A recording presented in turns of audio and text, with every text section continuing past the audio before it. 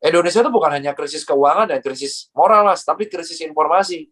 Iya. Lu tinggal di Luwuk, lu tinggal di Sabang, informasi yang lu dapetin nggak akan sebanyak tinggal di Bandung sama Jakarta. Penegakan hukum itu sangat terkait dengan yang namanya kesenjangan informasi. Kalau informasinya tersampaikan dengan baik, saya yakin aturan akan terlaksana dengan baik.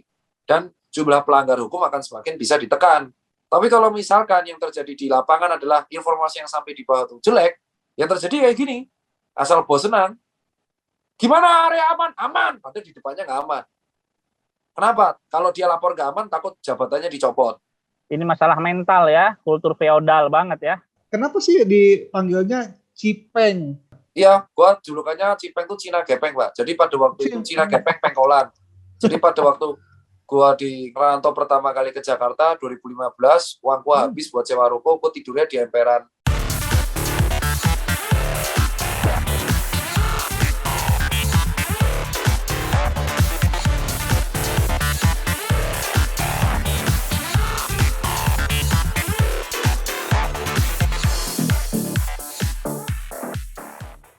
Lu bacot lu kan nggak pernah nonton bola lokal ya.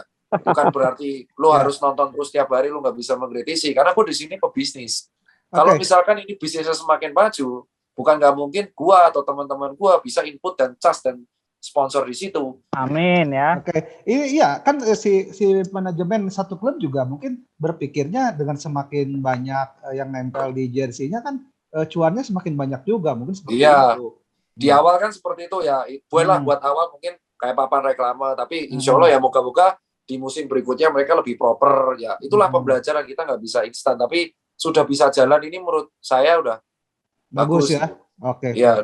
Dulu ketika saya ngusulin yang bola dijalankan itu saya diserang sama sesama nakes di Twitter. Iya betul, tahu saya baca itu. Ya. Cuman kan di situ saya bilang ya lu lihat aja. Kalau gue sempat nge-reply gini, coba lu lihat ya, kalau sampai bola jalan, hoax-nya bisa menurun. Gue dianggap, halu lah, apa, sotoy lah, dasar dokter, warna, lu balik aja tukang cuci sepatu. Beneran, habis bola jalan, hoax-nya menurun. Iya. Makanya kan kita itu jangan terlalu saklek gitu loh. Karena apa? This is Indonesia, men. Lu nggak bisa bandingin Indonesia sama Inggris. Tuh. Oke, Pak Dokter nih. Saya dengar data ya di rumah dimanapun masih banyak teman-teman yang belum divaksin, nggak mau divaksin, tapi dia juga supporter. Efektif enggak sih kalau misalkan supporter nih yang mau di stadion ada vaksin nih gitu? Atau sebenarnya pro kontra ya. Jadi rata-rata supporter itu kan memiliki naluri dan idealisme sendiri. Mereka tuh terikat dengan mereka tuh memiliki pandangan freedom, kebebasan. Supporter itu ibarat dengan bebas dan komunitas. Ketika kita memaksakan sebuah kebijakan yang afiliasinya sama kebijakan government, rata-rata supporter itu akan, lo ngapain, kan hak gua untuk mau vaksin apa enggak. Cuman ya wes, namanya kebijakan negara ya, kemungkinan besar nih clue buat supporter adalah bukan gua orang pemerintah ya, gua kerja tapi gua nggak pernah ambil gajinya gua, ya kan. Jadi kemungkinan besar supporter tuh akan boleh masuk stadion kalau udah divaksin. Ya. Kalau lo mau protes, ya silakan lo protes sama orang nanti yang buat peraturan. Tapi peraturannya belum diketuk. Cuman feeling gua, prediksi gua, supporter boleh masuk kalau sudah divaksin. Bener, iya benar itu, benar. Terakhir kali saya ngobrol sama orang-orang di atas sana, itu kebijakannya pasti seperti itu. Ya, bagus. Ya, gue yakin kalau yang supporter yang sudah bisa menerima akan tetap vaksin. Tapi kalau yang grassroots, gue yakin tetap akan ada gesekan-gesekan dan perlawanan. Dan itu menurut gue wajar banget. Lu nggak bisa memaksa setiap orang. Jadi ya sekarang tergantung pilihan.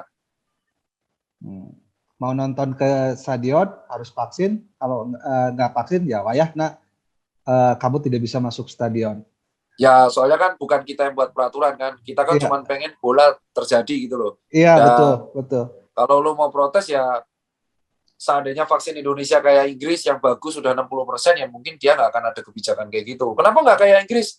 Ya karena Inggris tuh NHS-nya luar biasa. Ada namanya National Health Service tuh, milik Inggris. Lu sakit jantung aja cukup bayar 100 pounds. Murah. Terus vaskesnya lengkap. Udah gitu kalau lockdown dihidupin. Kalaupun kena COVID, mereka cepet banget vaskes dan aksesnya. Dapat vaksin aja gampang gitu. Sementara Indonesia kan nggak kayak gitu. Jadi kalau lu mau bandingin Inggris ya apple to apple, nggak layak kalau lu bandingin sama Inggris. Mereka lockdown-nya aja levelnya ada sampai 7. Kita kan 1-4, mereka 1-7. Begitu. Oke. Oke nih, kalau bicara pemerintahan ini sepertinya ya dari dulu data itu tidak pernah rapih nih. Dan tadi Pak Dokter juga mengatakan karena data yang tertukar, nomor induknya, apapun itulah selalu tertukar tidak rapi. Ini masalahnya gimana nih Pak Dokter? Apakah selalu akan begitu, tidak ada perbaikan? Karena saya rasa ini dari dulu sampai sekarang data itu tidak pernah rapi. Kapan nih kira-kira mau bisa rapinya nih? Harus dibagaimana? Masalahnya itu adalah gini Bang, kita itu kan punya kementerian banyak. Nah lucunya kementerian kita itu database-nya nggak saling terkoneksi satu sama lain. Itu alasan kalau sampean ngurus BPJS, habis itu sampean ngurus KTP, itu beda persyaratannya pakai berkas. Kenapa? Harusnya Kemendagri, Kemenkes, segala data yang berhubungan tentang NIK itu terkoneksi satu sama lain. Tepat nyatanya EKTP kita aja namanya EKTP, tapi apa-apa masih fotokopi. Harusnya dari satu NIK itu ketika lu scan, NIK itu ya akan ke-connect manapun. Lu udah nggak butuh kartu-kartu. Lu pakai NIK lu aja, lu akan bisa sebenarnya ngurus BPJS. Cuma yang terjadi di Indonesia, ada ketidaksinkronan database antara satu kementerian dengan kementerian yang lain. Itulah yang menyebabkan ketika kita mau ngurus bansos, mau ngurus BPJS, mau ngurus COVID, mau ngurus apapun, mau ngurus apa lagi, pemilu, mau ngurus apa, selalu ada data-data yang terkalkulasi yang salah. Kenapa? Karena memang tidak sinkron. Nah, sinkronnya baru pas Peduli Lindungi ketika Kementerian Informasi, Kemendagri, dan Kemenkes jadi satu. Cuma yang terjadi ya keamanan data, kembali lagi di situ. Dan ini harus menjadi masukan buat kita semua, bahwa memang database itu yang paling bagus ya kita rapikan semua seluruh kementerian agar jadi satu database. Jangan sampailah kita kayak gini, masa NIK fotokopi KTP jadi bungkus gorengan kan lucu ya. Oh iya. Betul. Iya. Segera ya, mungkin lagi dibentuk nih undang-undang tentang perlindungan data pribadi ya. Semoga cepat. Iya, maksudnya kita sudah di zaman 2021 gitu loh. Apa-apa sudah scan. Lihatlah Gojek atau Grab gitu loh. Kita tinggal scan aja udah bisa QRIS kemana-mana. Masa NIK kita aja gitu loh. TIR BPJS harus nunjukin kartu BPJS. TIR mau nikah harus pakai NIK dan kartu nikah.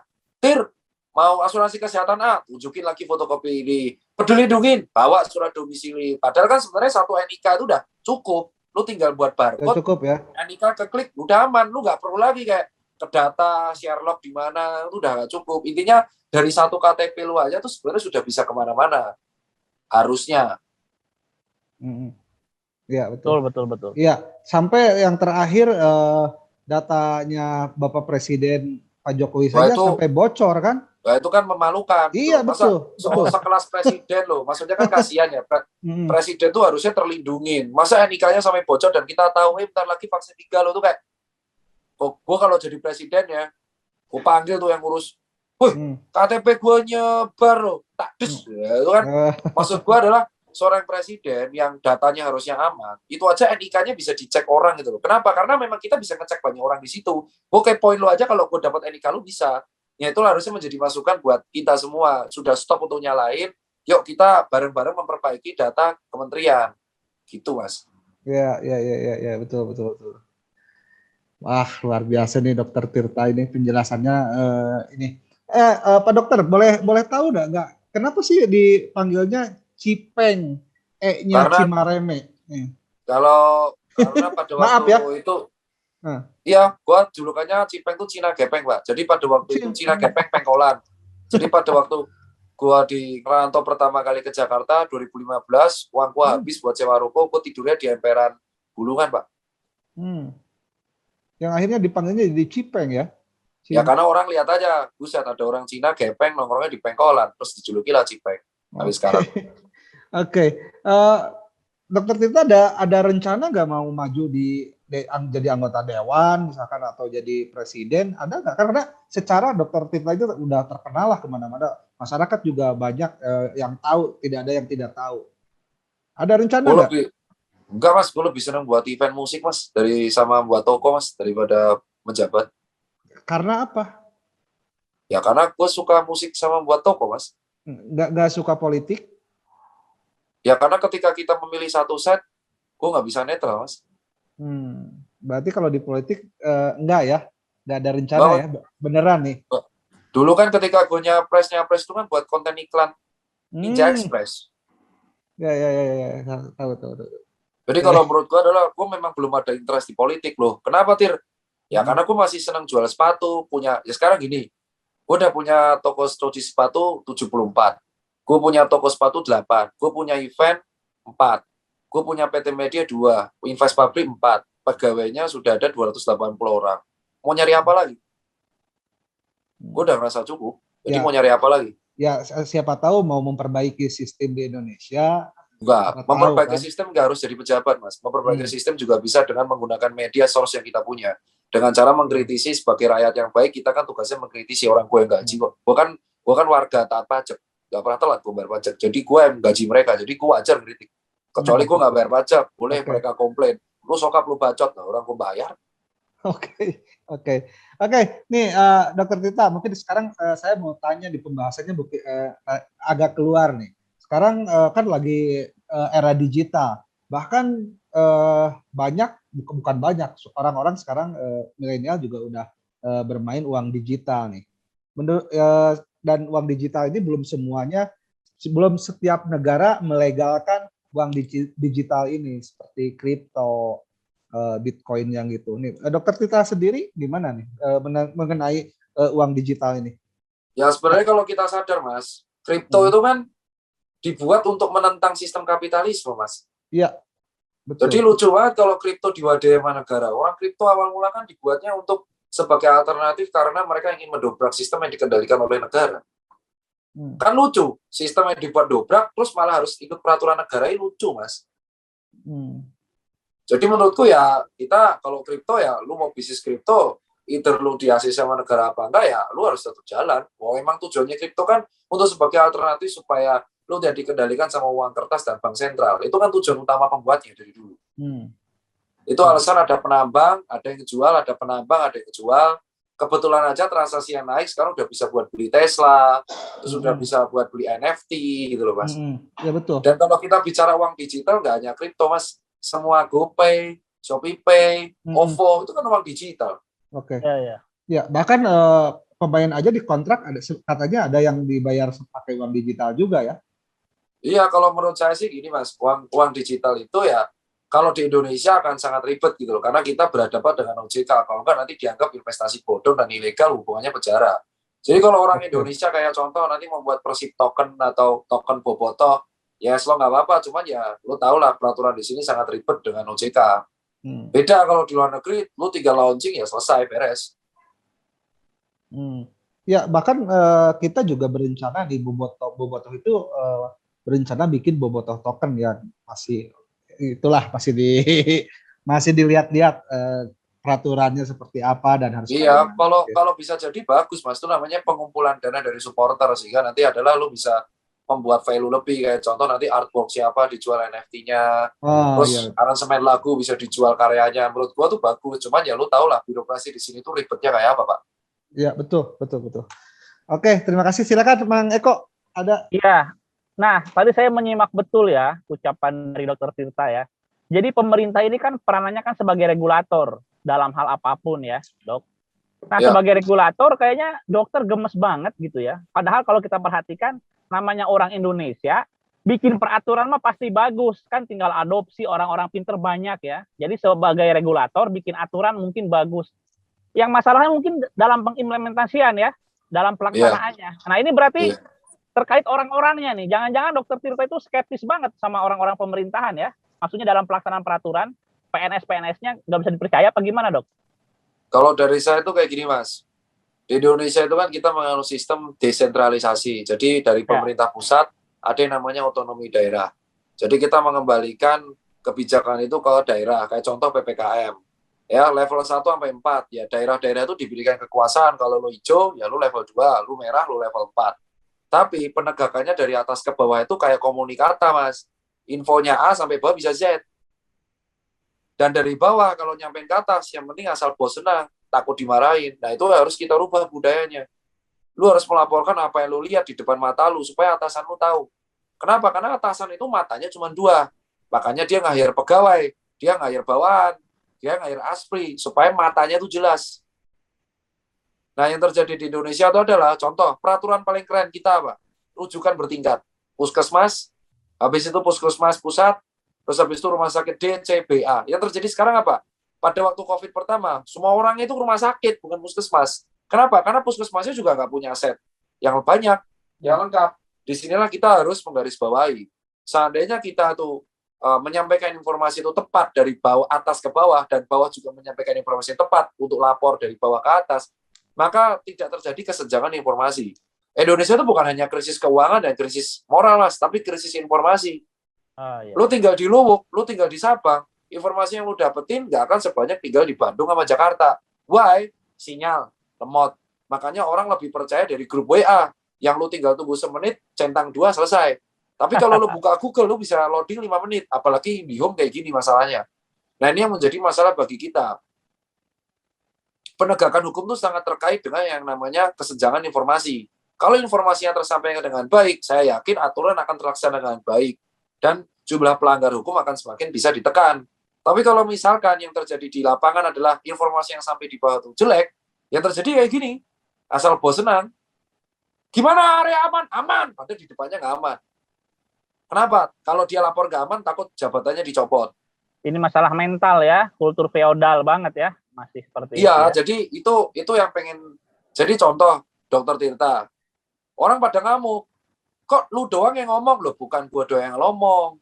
Kebetulan gua ngomong, orang suka. Kalau lu nemu dokter lain, ya nggak apa-apa. Lu suruh aja dokter lain ngomong. Ngantuk, Dok. Lah ya udah, berarti bukan salah gua. Dokter pinter itu banyak. Dokter pinter yang bisa ngomong dikit. Nah ini kan yang gue bilang, kebetulan Tirta ngisi celah di situ. Lah kenapa? Lah bos, gue sudah jadi anggota organisasi dari lama bos, Senat FK gue 2009. Gue ikut 17 komunitas gue dari kelas 2 SMA sampai gue akhirnya ikut komunitas motor, komunitas band-bandan, komunitas musik, komunitas mobil, komunitas sepatu. Buat musik ini itu, buat event ini itu. Ya akhirnya kan mau nggak mau gue terbiasa ngomong di depan publik.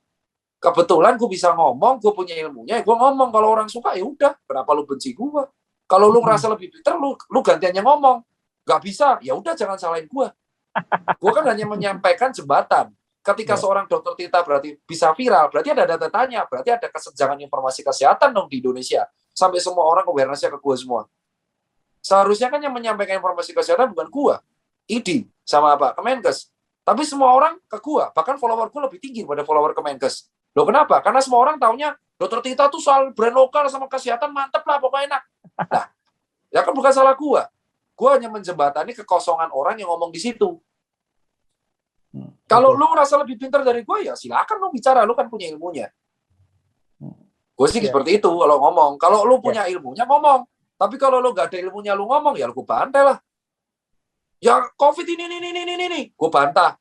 Dasar kamu membungkam. Apaan sih? Kalah debat gue sebut tukang bungkam. Itu kan kalau gue kayak gitu. Gue nggak akan bicara soal pentatonik minor, mayor, kalau bola tuh harus gini ya. Karena gue nggak paham di situ. Setahu gue aja. Gue taunya dokter, gue tanya usaha. Lu tanya ke gue, dok cara bikin usaha toko gimana? Gue bisa jawab A sampai Z. Teorinya kayak apa, utang piutang kayak apa, neraca perdagangan, gue ngerti. Cara kur gimana, disebut aman gimana, NPWP gimana, cara bayar pajak, siup gimana, gue ngerti. Lu tanya soal kesehatan, otak gimana, giusnya ada berapa, kanan, kiri, hidung kayak apa, lobus frontalis apa, cerebellum, gue ngerti. Lu tanya gue soal, dok, coba mainin pentatonik mayor di 7+, sama Asus. Wah, mampus lu. Ya, gue nggak bisa, bos. Dok, lu coba sayang ini Madipa Barus, ya nggak akan bisa. Nah, makanya inilah yang harus kita garis bawahi. Kalau kita mau penegakan peraturan di Indonesia itu lancar, atas sampai bawah harus sesuai, bos. Kalau bawahnya nggak sesuai sama atas, jangan harap kita lancar. Asal bos senang aja yang penting.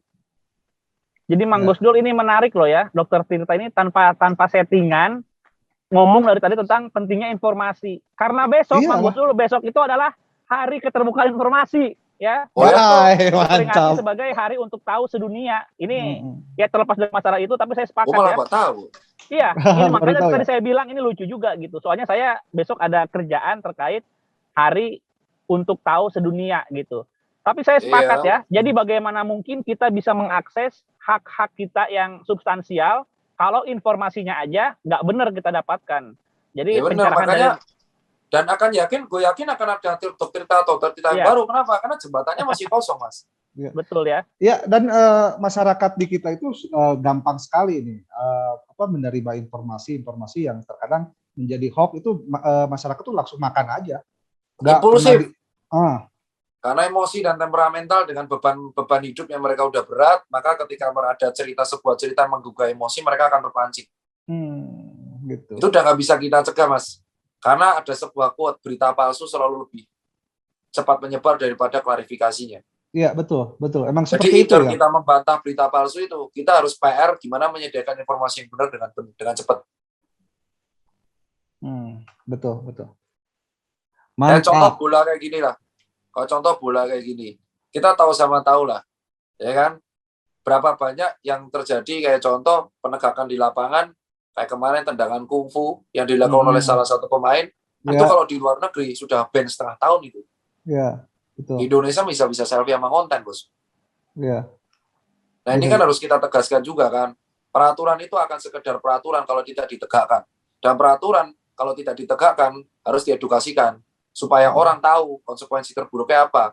Tapi kalau selama lu nendang kayak gitu cuma dihukum 3 pertandingan, lo akan ada orang nendang yang lain. Ingat loh, satu pemain kita dari Aceh Persiraja pernah meninggal dunia karena ditendang dan hatinya radang pecah loh, Bos. Gue sebagai seorang dokter melihat orang ditendang kayak gitu, Bos, gue tahu loh, Bos, itu ngobatinya susah loh. Jadi kan kita tahu orang nendang kepala itu bisa mati loh. Makanya itu harus kita tegaskan ke pemain juga. Lu kalau emosi silakan, tapi jangan matiin lawan juga. Itu kan cuma 90 menit. Dia juga punya anak istri untuk dikasih makan. Betul. Dok, ini dokter ini kalau kita perhatikan lagi-lagi dari tadi ya. Jadi kalau misalkan masalah pemain kesehatan ya, kan kita juga mungkin masih minim ya tentang dokter-dokter yang menguasai medis di sport medicine ya. Itu tertarik nggak? Misalkan dokter Tirta jadi dokter timnas kayak gitu, tertarik nggak, Dok? Gue tertarik, tapi gue harus spesialisasi SPKO. Itu ada spesialisasinya di UI, namanya spesialis kedokteran olahraga. Iya, gue tertarik karena memang teman gue dulu, senior gue pernah sekolah di Chelsea, Pak. Pernah magang di Chelsea 2 tahun, di bawahnya dokter Eva dulu. Zaman dipecat Marindo, terus akhirnya dia pulang sekarang. Tertarik, jadi intinya tertarik, dokter Tirta tertarik ya? Tertarik sepanjang mereka bisa bayar gaji gue aja. Gue gaji nggak mahal-mahal, tapi seneng aja. Cuman kalau gajinya nunggak-nunggak terus, gaji pemain aja nunggak, saya boro-boro gaji gue. Kalau gaji dokter nunggak gimana? Jangan nanti gue yang bayarin. Itu mah sudah biasa nunggak mah. Oke, Pak Dokter nih. Gue yang bilang di sini adalah, ketika hak pemain aja belum dipenuhin, ya jangan berpikir hak dokter bisa dipenuhi di situ. Tapi gue yakin kayak gini, kalau timnya sehat, tim sehat secara keuangan, maka pemain akan have fun di situ. Dan kalau pemain have fun di situ, tinggal lu atur gizinya. Setiap tim itu harus perlu 1 nutrisionis, 1 fisioterapi, 1 dokter rehab medik, 1 dokter SPKU. Iya. Itu tuh harus 1 tim. Jadi kalau ada cedera, yang gerak yang 4 orang ini. Yang ngatur pola makan nutrisionis. Betul. Bukan berarti gue melarang pemain makan ayam geprek, bukan. Tapi kan harus dikontrol proteinnya berapa kalori. Sesuai dengan itu ya, kalori ya. Iya. Betul. Oke, mantap sekali Pak. Masih panjang sih, tapi gue percaya suatu saat sepak bola akan menjadi sebuah industri yang akan menarik banyak pengusaha. Amin. Ya, pasti seperti itu. Nih, tadi Dokter Tirta bicara event musik. Emang menggarap event musik apa nih, Pak Dokter kalau boleh tahu? Saya itu kan pecinta Blink, Mas. Dari 2008. Nah, pada waktu saya buat event kayak Soul Vacation, Kids the Rule, atau event saya dulu pernah Indonesia Local Select, saya selalu undang band-bandan. Oke. Dan band yang saya undang, saya suka band-bandan. Contoh kemarin di Jogja, saya undang itu Eleven Kind. Terus habis itu saya undang juga Piwi Gaskin. Ya, terus Girl Gang. Terus habis itu ketika saya buat event di Jakarta, saya undang 21 artis hip-hop saat itu. Terus habis itu ketika di Jogja lagi saya undang band-bandan lagi kayak Serigala Malam. Terus di Bandung dulu saya undangnya kayak di Jakarta saya undang Ariel Nayaka. Jadi memang saya suka banget karena saya tuh dulu band-bandan dari SMA, dari kelas 1 sampai kuliah, tapi saya nggak boleh kuliah musik sama bokap. Jadi yang terjadi adalah saya buat event musiknya, suka aja lihat orang main musik. Oke. Nah, harusnya gimana? Oke, lanjut. Harusnya kalau event berikutnya itu saya tahun lalu tuh rugi sampai 6 Mas. 30 event saya ke pending. Oh, iya. Saya juga harusnya saya tuh tur 27 kota sama sebuah brand. Jadi ketika saya main, contoh saya sharing, Danila yang main itu 2 tahun lalu tur. Ya. Dan setiap band itu saya nonton. Itu saya bahkan ngoleksi dulu aparel Seringai, terus saya resell. Oh iya. Sampai Mas Aryan aja komen kok, dulu aparel Seringai sama Raisa tuh saya resell sampai 500 juta laku, Mas. Musik tuh menyatukan banyak orang, Mas. Jadi ya kebetulan saya kalau nggak jadi dokter ya saya akan kuliah musik itu saat itu. Saya soalnya pada waktu itu kan memang suka buat gitar sama piano kan. Tapi untung jadi dokter, karena kalau jadi dokter bisa ngomong musik, bisa ngomong event, bisa ngomong olahraga. Iya. Itu saya syukur banget sih. Kalau jadi pemusik mungkin saya nggak akan dikenal sekarang karena saya punya unique selling point, saya sadar itu kan. Jadi unique selling point-nya Dr. Tirta, brand Dr. Tirta ini adalah ya dia dokter, dia UMKM. Jadi orang akan bingung, yang orang kok bisa dualisme profesi, kok bisa jadi pengusaha. Jadi orang penasaran kan. Jadi Dr. Tirta itu sudah kayak brand, kayak Dr. Martin, Dr. Kevin sepatu. Saya baru mau bilang kayak gitu, jangan-jangan nanti West Ham United bukan lagi Dr. Martin, tapi Dr. Tirta. Ya, kalau gue sih suatu saat ya, mungkin bukan sekarang. Kalau misalkan industri sepak bola sudah menguntungkan, suatu saat gue memang pengen beli tim yang gue bangun sendiri. Gue pengen bangun sendiri SSB-nya. Jadi gue bangun dari SSB-nya under 12, under 12, 14, 16, 18, 20. Terus sampai akhirnya dia nanti diorbitkan, terus nanti kita jual, terus kita buat nanti live streamingnya, kita buat medianya, kita buat aparelnya, kolab sama brand lokalnya, buat restorannya, buat toysnya, buat mainan, buat mobil. Jadi sebenarnya bisnis sepak bola itu banyak banget, Bos. Ya. Cuman yang terjadi ya kita belum mengoles itu dengan baik, gitu. Ya semoga apa yang dilakuin Bali United, bobot Persib kan juga bagus kan, sistem keuangannya sama The Jack, PSIM, Rans itu akan bagus. Oke. Amin. Oh, dokternya satu lagi nih. Kalau misalkan ini sudah normal kembali, punya di musik, saya mau nanya musik nih. Mau apa nih? Bikin event apa nih? Kapan dan apa nih? Kalau gue sih jelas Mas, gue pengen sudah jelas akan buat event musik di Bandung itu pasti di Pascal. Ya. Oh iya. Gue tuh masih pengen banget ngundang Bara Suara, Mas. Masih pengen banget. Mungkin nggak semua orang suka, tapi gue suka lihat Iga pas main gitar gitu. Yang kedua itu yang pertama, dan kedua ya gue pengen nonton Hammer Sonic. Oke. Jadi gue pengen buat, tapi gue juga pengen nonton gitu. Ya. Gue pengen di Bandung, nonton di Bandung ya, biar saya bisa nonton. Di Pascal. Ya, kalau event musik itu saya sudah pasti akan bikin di 4 kota Mas. Bandung, Jakarta, Jogja, Bali. Bandung, Jakarta, Jogja, Bali. Siap. Bali kan pernah. Pada waktu semua. pandemi saya bikin sama teman-teman Navikula yang main. Oh, Navikula ya. Ya, Mas Robi. Ya, ditunggu pokoknya mah kalau di Bandung.